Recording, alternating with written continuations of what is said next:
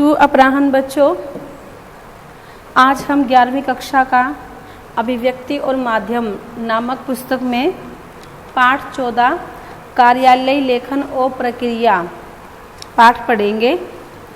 ये आप सभी को पता है कि हमारे जितने भी कार्य होते हैं वो सभी सरकारी कामकाज से संबंधित होते हैं। तो सरकारी कामकाज में फाइलों की एक महत्वपूर्ण भूमिका होती है। आपको अगर कभी भी किसी सरकारी दफ्तर में जाने का अवसर अवश्य मिला होगा, जहां आपने कागज़ों और फाइलों के ढेर देखे होंगे, तो ये फाइलें दफ्तरों के कामकाज में महत्वपूर्ण भूमिका निभाती हैं। तो हमारा जो इस पाठ का सबसे पहला बिंदु है वो ये है कि हर विषय पर एक फाइल होती है। किसी विषय पर बाहरी दबावों से प्राप्त प्रस्ताव या पत्र फाइल के दाहिनी तरफ तथा सरकारी टिप्पणियां, प्रस्ताव या मंतव्य बाईं तरफ होते हैं। किसी भी विषय पर विचार करने या उस पर निर्णय लेने के लिए उस विषय से संबंधित पहले तो एक फाइल होती है। उस विषय से संबंधित जो प्रस्ताव या पत्र बाहरी व्यक्तियों या दूसरे कार्यालयों से प्राप्त होते हैं, उन्हें फाइल की दाहिनी तरफ रख दिया जाता है। किसी प्रस्ताव या विषय पर विचार के लिए जो टिप्पणियां लिखी जाती है या मंतव्य प्रकट किए जाते हैं, वे फाइल की बाईं तरफ लगे पृष्ठों पर होते हैं। तो सरकारी कार्यालयों की जरूरतों को ध्यान में रखते हुए इन पत्रों को कई श्रेणियों में बांटा गया है। कुछ पत्र सूचनाएं मांगने या भेजने के लिए लिखे जाते हैं। कुछ पत्र मुख्यालय या बड़े अधिकारी अपने अधीनस्थ कार्यालयों या अधीनस्थ कर्मचारियों को आदेश भेजते हैं। कुछ पत्र अखबारों को विभागीय गतिविधियों की जानकारी देने के लिए भेजे जाते हैं। हर श्रेणी के पत्र के लिए एक विशेष स्वरूप निर्धारित कर दिया गया है। तो इस पाठ में हम इन्हीं अलग अलग स्वरूपों पर चर्चा करेंगे। सबसे पहला है हमारा औपचारिक पत्र।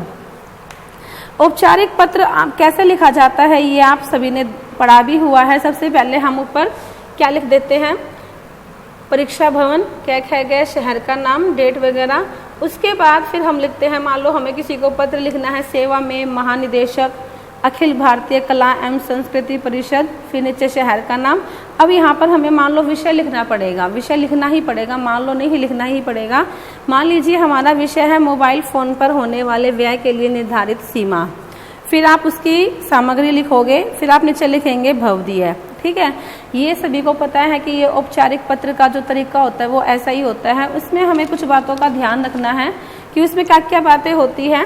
और सरकारी पत्र औपचारिक पत्र की श्रेणी में आते हैं। सबसे पहली बात तो ये है, प्राय ये पत्र एक कार्यालय, विभाग अथवा मंत्रालय से दूसरे कार्यालय, विभाग या मंत्रालय को लिखे जाते हैं। पत्र के शीर्ष पर कार्यालय, विभाग या मंत्रालय का नाम व पता लिखा जाता है। पत्र के बाईं तरफ फाइल संख्या लिखी जाती है, फाइल संख्या, ठीक है, जिससे यह स्पष्ट हो सके कि पत्र किस विभाग द्वारा और किस विषय के तहत कब लिखा जा रहा है। जिसे पत्र लिखा जा रहा है उसका नाम, पता आदि वो बाईं तरफ लिखा जाता है। कई बार अधिकारी का नाम भी दे दिया जाता है। सेवा में इसका जो प्रयोग है वो धीरे धीरे कम हो रहा है। विषय शीर्षक के अंतर्गत संक्षेप में लिख दिया जाता है कि भाई जो पत्र है वो किस प्रयोजन से या किस संदर्भ में लिखा जा रहा है। विषय के बाद फिर हम लिखते हैं बाईं तरफ महोदय संबोधन, बाईं तरफ ये वाली है और दाईं तरफ ये वाली है। ठीक है, उसके बाद पत्र की जो भाषा है वो सरल सहज होनी चाहिए। क्लिष्ट शब्दों के प्रयोग से बचना चाहिए। अनेक बार सटीक अर्थ प्रेषित करने के लिए प्रशासनिक शब्दावली का प्रयोग करना ही उचित होता है। इस पत्र के बाईं ओर प्रेषक का पता और तारीख दी जाती है। प्रेषक यानी कि जिसने वो पत्र भेजा है। पत्र के अंत में भवदीय शब्द का प्रयोग होता है और भवदीय के नीचे पत्र भेजने वाले के हस्ताक्षर होते हैं। हस्ताक्षर के नीचे कोष्ठक में पत्र लिखने वाले का नाम मुद्रित होता है और नाम के नीचे उसका पद नाम भी लिखा जाता है कि वो मतलब कौन से पद पर वो कार्यरत है। ठीक है, तो ये आपके औपचारिक पत्र लिखते समय आपको इन बातों का ध्यान रखना है। उसके बाद है नोटिंग। नोटिंग क्या होता है? नोटिंग का दूसरा नाम होता है मुख्य टिप्पण।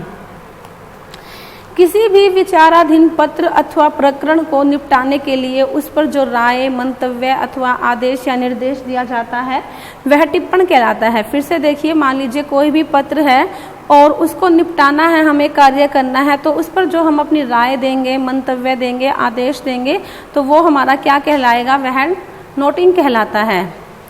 जो टिप्पण शब्द है वो अंग्रेजी के नोटिंग शब्द के अर्थ में प्रयुक्त होता है। टिप्पण लिखने की प्रक्रिया को हर टिप्पण यानी कि नोटिंग कहते हैं। टिप्पण का जो उद्देश्य होता है वो उन तथ्यों को स्पष्ट और तर्क संगत रूप से प्रस्तुत करना है जिन पर निर्णय लिया जाना है, साथ ही उन बातों की ओर भी संकेत करना है जिनके आधार पर निष्कर्ष निकाला जा सकता है। इनका उद्देश्य मामलों का समय के अनुसार निपटाना है। टिप्पण दो प्रकार के होते हैं, सहायक स्तर पर टिप्पण और अधिकारी स्तर पर टिप्पण। कार्यालय में टिप्पण कार्य अधिकतर सहायक स्तर पर ही होता है। इस बात का आप ध्यान रखिए कि कार्यालय में जो भी काम होता है वो कौन से स्तर पर होता है, सहायक स्तर पर। इसे आरंभिक टिप्पण या मुख्य टिप्पण कहते हैं, जिसमें सहायक विचाराधीन मामले का संक्षिप्त ब्यौरा देते हुए उसका विवेचन करता है। इस प्रकार के टिप्पण में सबसे पहले मूल पत्र या आवृत्ति में दिए गए विवरण या तथ्य का सार दिया जाता है। टिप्पण लिखने के बाद सहायक अधिकारी दाहिनी ओर हस्ताक्षर कर उसे अपने अधिकारी के सम्मुख प्रस्तुत करता है और जिस अधिकारी को वो प्रस्तुत करता है उसका पदनाम वहां बाईं ओर लिखा जाता है। टिप्पण लिखने से पहले सहायक के लिए संबंधित विषय को समझना बहुत आवश्यक होता है। टिप्पणी अपने आप में पूर्ण और स्पष्ट होनी चाहिए। इसमें असली मुद्दे पर अधिक बल देना चाहिए। टिप्पणी संक्षिप्त, विषय संगत, तर्क संगत और क्रमबद्ध होनी चाहिए और टिप्पणकार को अपने विचार संतुलित एवं शिष्ट भाषा में देने चाहिए। इसमें व्यक्तिगत आक्षेप, उपदेश या पूर्वाग्रहों के लिए कोई स्थान नहीं होता। टिप्पणी सदैव अन्य पुरुष में लिखी जाती है। उसके बाद है आनुषंगिक टिप्पणी। अब आनुषंगिक क्या होता है कि भाई टिप्पणी को पढ़ने के बाद उसके बाद जो हम मुख्य टिप्पणी दे रहे हैं वो होती है आनुषंगिक टिप्पणी। तो अब उसके लिए हमें किन बातों का विशेष ध्यान रखना है, टिप्पणी के बाद क्या आएगा, आनुषंगिक। सहायक आरंभिक या मुख्य टिप्पणी को जब संबंधित अधिकारी के पास भेजता है तो वह अधिकारी टिप्पणी पढ़ने के बाद नीचे मंतव्य लिखता है। इसे आनुषंगिक टिप्पणी कहते हैं। मान लीजिए मैंने कोई अपने अधिकारी के पास वो रिपोर्ट भेज दी है, वो टिप्पणी भेज दी है, तो जो अधिकारी उसको पढ़ेगा वो नीचे उसका अपना मंतव्य लिखेगा, तो उसे हम क्या कहेंगे, आनुषंगिक टिप्पणी। अगर अधिकारी अपने अधीनस्थ की टिप्पणी से पूरी तरह सहमत है तो इस प्रकार की टिप्पणी की आवश्यकता ही नहीं होती। ठीक है, अगर मान लो जो उसके पास टिप्पणी आई है और वो उससे सहमत है तो उसे टिप्पणी लिखने की कोई आवश्यकता ही नहीं है। अधिकारी अधीनस्थ की टिप्पणी के नीचे या तो हस्ताक्षर कर देगा या फिर लिख देगा कि मैं इस टिप्पणी से पूर्णतः सहमत हूँ। अगर अधिकारी अपने अधीनस्थ की टिप्पणी से पूरी तरह सहमत है मगर उसे और सशक्त और तर्कसंगत बनाने के लिए वो अपनी ओर से भी कुछ और जोड़ना चाहता है तो वह अपना मंतव्य टिप्पणी के रूप में उसमें दर्ज कर सकता है। यदि अधिकारी पूर्णतः असहमत है और आंशिक रूप से सहमत है तो वह उनके कारण भी अवश्य बताएगा। अधिकारी को अधीनस्थ की टिप्पणी को काटने, बदलने या हटाने का अधिकार नहीं है। वह केवल उसमें अपनी सहमति दे सकता है, आंशिक सहमति या आंशिक असहमति। उसके बाद है आनुषंगिक जो टिप्पणी होती है वो प्राय संक्षिप्त होती है, लेकिन असहमति की स्थिति में कई बार इस प्रकार की जो टिप्पणी है वो बड़ी भी हो सकती है। उसके बाद है अनुस्मारक या स्मरण पत्र। वो क्या होता है, अनुस्मारक।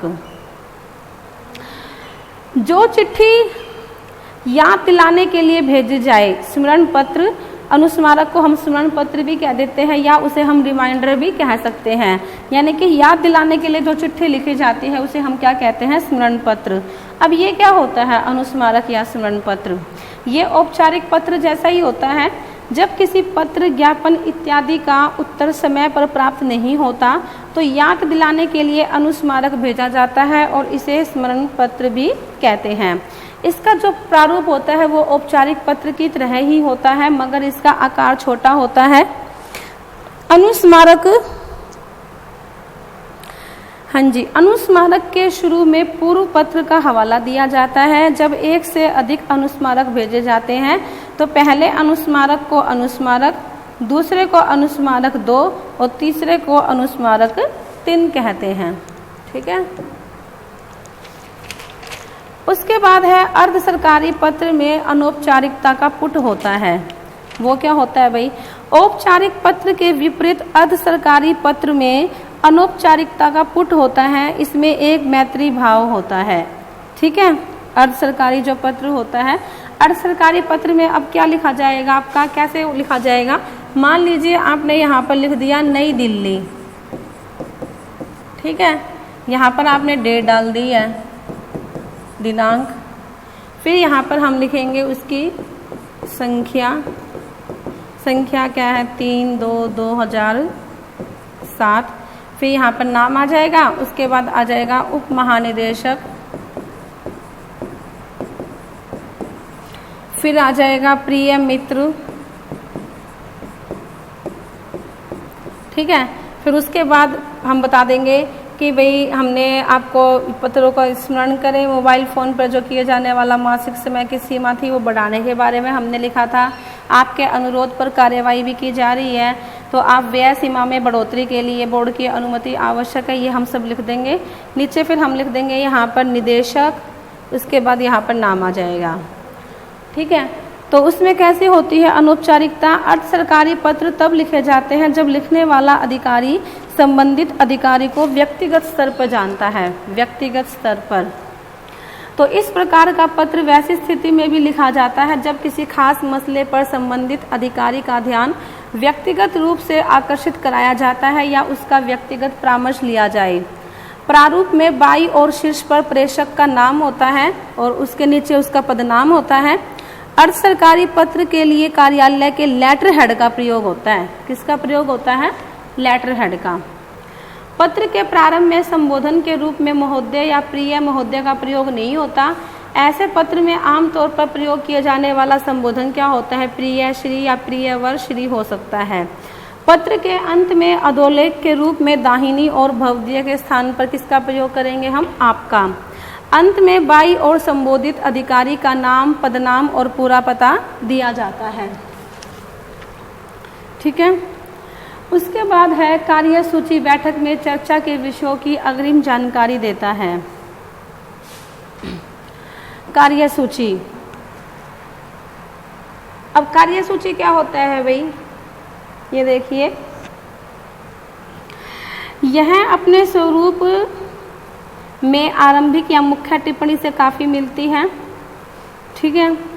और कार्यसूची का जो अर्थ होता है वो होता है एजेंडा। यह टिप्पणी फाइल के ऊपर नहीं लिखी जाकर स्वतंत्र रूप से भेजी जाती है, अतः इसके लिए यह आवश्यक हो जाता है कि यह अपने आप में संपूर्ण हो और केवल इस टिप्पणी को पढ़ लेने भर से ही पूरा मसला समझ में आ जाएगा। किसी भी संस्था की औपचारिक बैठक की कार्यसूची उस बैठक में चर्चा के लिए निर्धारित विषयों को अग्रिम जानकारी देती है।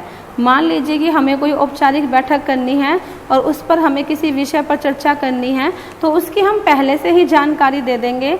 इससे बैठक के अनुशासित संचालन में सहायता मिलती है।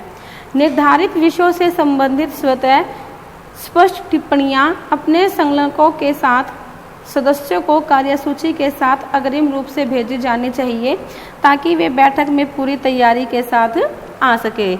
यानी कि अगर मान लो उनको पहले से ही बता दिया जाएगा कि भाई हम मीटिंग में इस विषय पर ये चर्चा करने वाले हैं, उनको पहले से ही जानकारी मिल जाएगी, तो वो उसके साथ तैयार होकर आएंगे। उसके बाद है आपका कार्यवृत्त। मिनट्स में बैठक की चर्चा का संक्षिप्त विवरण प्रस्तुत किया जाता है। ठीक है, कार्यवृत्त। अब कार्यवृत्त क्या होता है? कार्यवृत्त जिसे हम क्या कहते हैं? मिनट्स।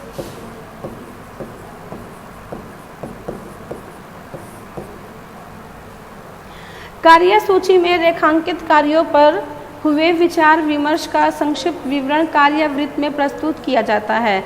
यानी कि कार्यसूची में आपने जिन भी कार्यों पर विचार विमर्श किया था उनका संक्षिप्त विवरण हम कार्यवृत्त में प्रस्तुत कर देंगे। ठीक है। इसमें क्रमशः उपस्थित लोगों की राय का पूरा विवरण दिया जाना चाहिए। उपस्थित व्यक्तियों के नाम पदानुसार दिए जाने चाहिए। ठीक है। ये आपकी क्या कहलाएगा? ये आपका कहलाएगा कार्यवृत्त या मिनट्स। उसके बाद है प्रेस विज्ञप्ति। अब प्रेस विज्ञप्ति क्या होता है? जिसका नाम है प्रेस रिलीज। ये क्या होता है? भाई संस्था की बैठक के फैसलों को प्रेस रिलीज यानी कि प्रेस विज्ञप्ति के जरिए अखबारों में छपवाकर आम आदमी तक पहुंचाया जाता है। कोई परिषद या व्यक्ति किसी विषय या किसी बैठक में जो निर्णय लेता है उसे प्रेस विज्ञप्ति के माध्यम से सर्वमान्य तक पहुंचाया जाता है।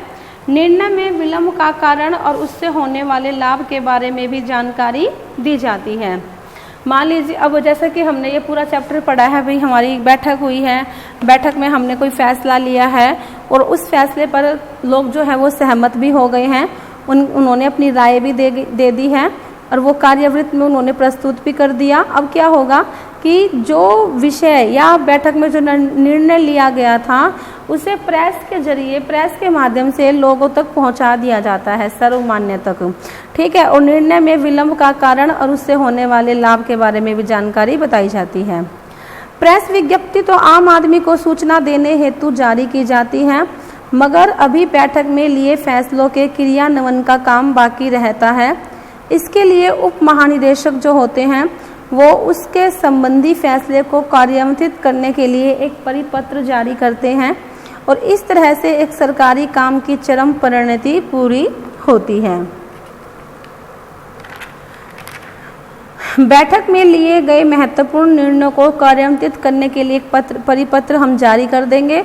जिस मुद्दे को लेकर पहला परिपत्र जारी किया जाता है उस मुद्दे पर होने वाला फैसला भी परिपत्र के रूप में जारी किया जाता है और जिसमें निर्णय को कार्यान्वित करने के, पूरा करने के निर्देश दिए होते हैं।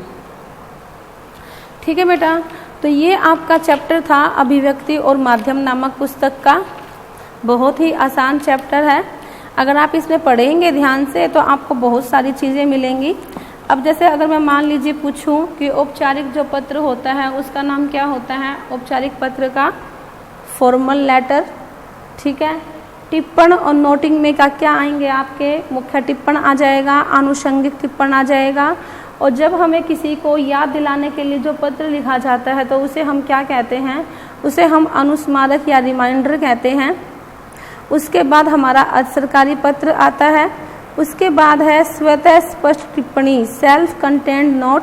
फिर मैंने आपको कार्यसूची के बारे में बताया था कि कार्यसूची क्या होती है, एजेंडा, कार्यवृत्त, मिनट्स, प्रेस विज्ञप्ति यानी कि प्रेस रिलीज। और जो लास्ट में हमारा मैंने आपको बताया था, लास्ट पॉइंट क्या था हमारा, परिपत्र, जिसे हम क्या कहते हैं, सर्कुलर। ठीक है, तो स्टेप वाइज स्टेप हमारे ये चला है ये पाठ। तो पहले एक फाइल बनी, फिर कैसे वो पहुंची, ठीक है, औपचारिक पत्र के रूप में, फिर वो मुख्य टिप्पणी उसके बाद हुई, मुख्य टिप्पणी के बाद फिर आनुषंगिक टिप्पणी हुई, आनुषंगिक टिप्पणी के बाद फिर एक अनुस्मारक पत्र लिखा गया। अनुस्मारक पत्र जो होता है उसमें अनौपचारिकता का पुट होता है, बोर्ड के सामने वो प्रस्तुत की गई, एजेंडा उस पर लिया गया, कार्यसूची बैठक में चर्चा के विषयों की अग्रिम जानकारी पहले से ही दी गई। फिर कार्यवृत्त था, कार्यवृत्त का नाम मिनट्स था। उसके बाद क्या था, कार्यवृत्त मिनट्स में बैठक की चर्चा का जो संक्षिप्त विवरण था वो प्रस्तुत किया गया। फिर प्रेस विज्ञप्ति की गई, प्रेस रिलीज की गई, उसके बाद उसको प्रेस के द्वारा अखबारों में छपवा दिया गया।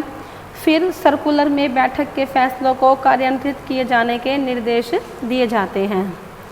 तो इसी आशा के साथ मैं इस पाठ को समाप्त करती हूँ कि आपको यह समझ में आ गया होगा। अगर फिर भी आपको कहीं कोई समस्या आती है तो आप मुझसे पूछ सकते हैं। Thank you children.